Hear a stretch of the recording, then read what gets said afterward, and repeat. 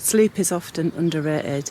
We think we're robots sometimes and that we can function productively with very little sleep. We're not robots, we are humans, and today in this video I'm going to be speaking about why sleep is so important.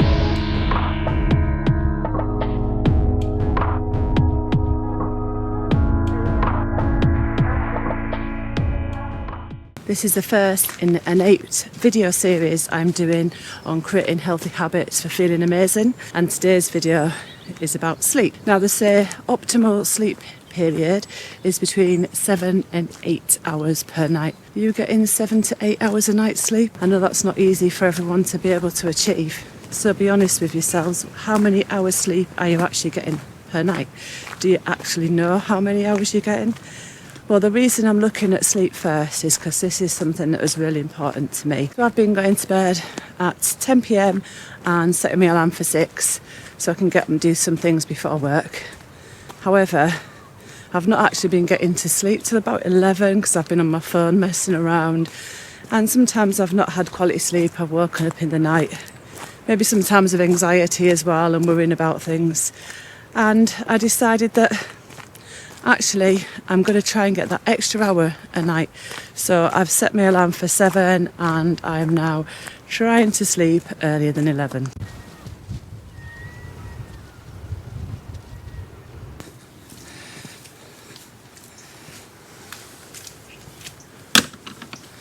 Today we're at West Bay. We're at Highlands End Holiday Park in Dorset.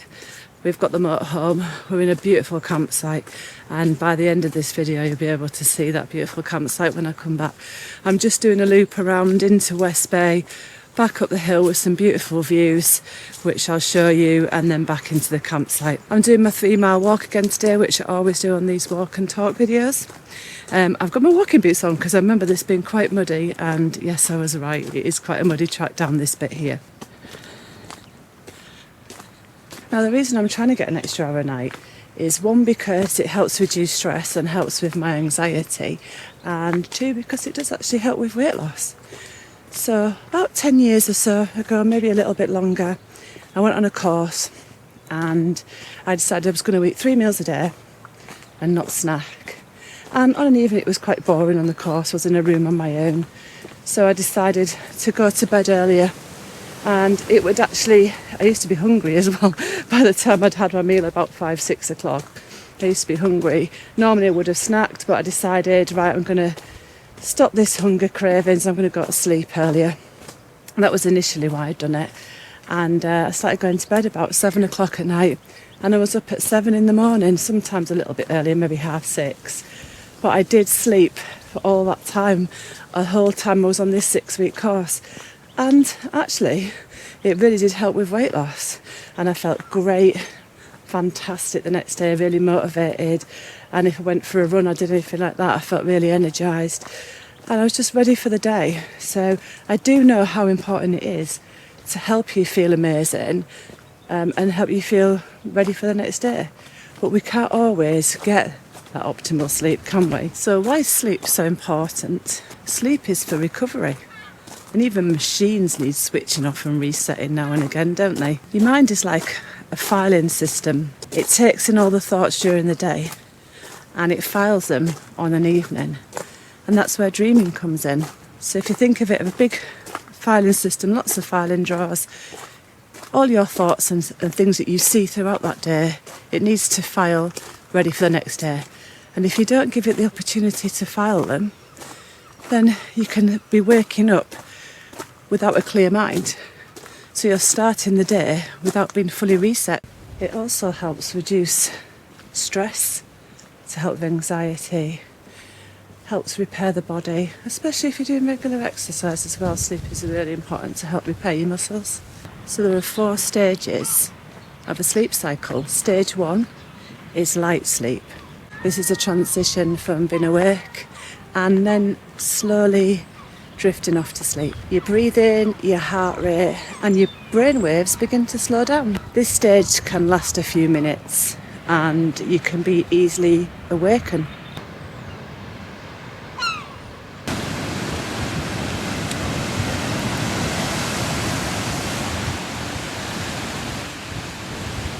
So I've made it down to West Bay. It's 1.5 miles from the campsite down here, and I've got 1.5 miles uphill to them beautiful views in a minute. But as you can see behind me, I've got the sea. And when I go abroad, hopefully we'll be getting more sunnier pictures of the sea in future videos. So let's talk about light sleep then, which is stage 2. This is deeper than light sleep. It's where you get disengaged from your surroundings. Your heart rate goes slower, your body temperature drops, and your muscles relax. This is actually the stage where you spend most of your time sleeping, like 50% of the time actually in stage 2. I'll talk to you about stage 3 when I get up the top of that hill there. Otherwise you'll have me heavy breathing trying to explain it and you won't understand me. This is a lovely walk with plenty of benches to sit on if you do need a break. So I'm actually halfway up now. Stage 3 of your sleep cycle is actually your deep sleep. This is the deepest sleep of all, and it's essential for physical restoration, growth and repair. And it's quite difficult to wake up from this stage. Right, I think I'll sleep well tonight. And I've got to the top of that hill.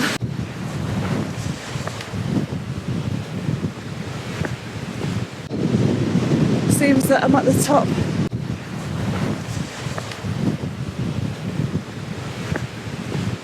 If you like me and like you walking, there's plenty of hill walks for you around West Bay area. So the 4th stage is REM, rapid eye movement, which is known as the dreaming stage, like I was saying before about the firing system. Your brain activity levels increase to about the same level as if you're awake, but the body is actually temporarily paralysed. REM sleep is essential for emotional regulation, memory consolidation and brain development. This is all great information, but if you're like me, I'd want to know how I could actually get a better sleep. So if you're medically fit, then really you should be aiming to get 7 to 8 hours sleep a night, as I said before, if there's no medical reason that you wouldn't be able to. So some of the things that I'm doing, and I would suggest if you're serious about improving your sleep, number 1, stay away from blue light about an hour before bedtime.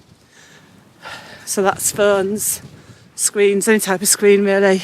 If you really want to do something, an old-fashioned book is good. I haven't got to the book reading stage myself yet. I'm just getting used to turning the screen off because that's one of my downfalls, is having a phone in front of me right up until I go to sleep. So that's something that I'm working on. As I said, I have managed to get myself an extra hour on the clock, which is good. However, I need to improve on the screen time. So number 1 is, especially for me, switching that screen off an hour, or if you can't do an hour, at least half an hour before bed. And if you want to do something, either sit peacefully or read a book. Number 2 is caffeine. So caffeine can take on average 5 hours, sometimes less, sometimes more, depending on how much you've had to get out the system. So as a rule of thumb, I don't drink caffeine or touch any caffeine whatsoever after 2 p.m. That way it gives my body plenty of time to clear that out. If I do have caffeine later, I definitely know about it when I'm trying to sleep. I'm quite susceptible to it. So yeah, 2 o'clock, if it affects your sleep in any way, try not to have anything, caffeine products, after 2 p.m. If you like a brew or a cup of coffee, try going for decaf. Number 3, try not to eat before you go to bed. So 2 hours before you plan to sleep, try not to eat because it will help your body's digestion. It does affect it if you eat too close to when you actually go to sleep. Number 4 is alcohol. I'm not saying don't drink alcohol, that's totally up to you and your own life choices. But I'm saying do it in moderation, and don't think because you didn't wake up all night because you had a few drinks that you've had a good sleep. You actually had a worse sleep than you think you have. So if you do that, just make sure you take some time to recover on a future evening, the next evening preferably. Number 5, keep a notebook by your bed. I find this really interesting because it's something I've done in the past but haven't done for a while, and I think it would be a fantastic idea if I reintroduce that into my routine, because part of the anxiety that wakes me up at night is because I've got so much on my mind, and if I could just write that down on a bit of paper in a notebook, then I can forget about it until the next morning, which then means my mind's free for the evening, and the next day I'm ready for the day, and I've got whatever it was I thought about, whatever it was that's on my mind, on a bit of paper to remind me. So these are just a few points that I'm going to be taking on to help me have a better night's sleep in the future, and I hope that they'll help you as well. If you do take these points on, it'd be really good to know how you get on, if you can let me know in the comments, or if you're struggling to sleep at the moment and this video has helped you and you may take on some of these points. But don't be hard on yourself, especially if you can't get to sleep at night. That's what my problem's been as well. So if I've woken up, say 4 o'clock, and my alarm's gone off at 6, and then I just think, oh, I can't get back to sleep, the alarm clock's going off soon, and I just end up staying awake, full of anxiety, full of pressure in myself for the next day that I'm not going to be awake enough to take on the day.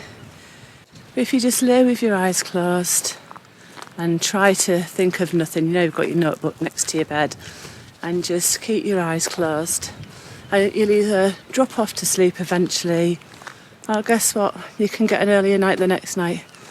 Just don't be hard on yourself. These hints and tips I'm giving you from this video, if you try them out, it's a habit. You have to build on a habit for it to become a habit.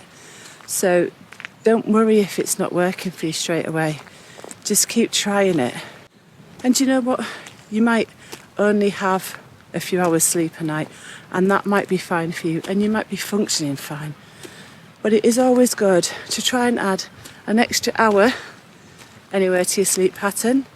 It's always healthier. So I'm actually back at the campsite now. I've nearly finished my walk. There's the campsite. And just down here, it's another beautiful view that I'm going to show you before I sign off. Look at that beautiful view. And you may only get views like that if you come out for a walk. That's why I love walking when we go to different campsites, to see different things, different scenery. Absolutely love being out in nature. So as I said, this video is part of an 8-video series. I will be doing another healthy habit next time. So if you haven't already subscribed, please subscribe so you can look out for next week's video and see what healthy habit we're going to pick up then. These videos aren't to preach to you, they're just my experiences and what I'm going through at my time of life, and as a life coach myself and with my qualifications, if there's any hints and tips that I can share along the way. So I've hoped you've really enjoyed this video. I will see you on the next one. Thank you very much. Goodbye.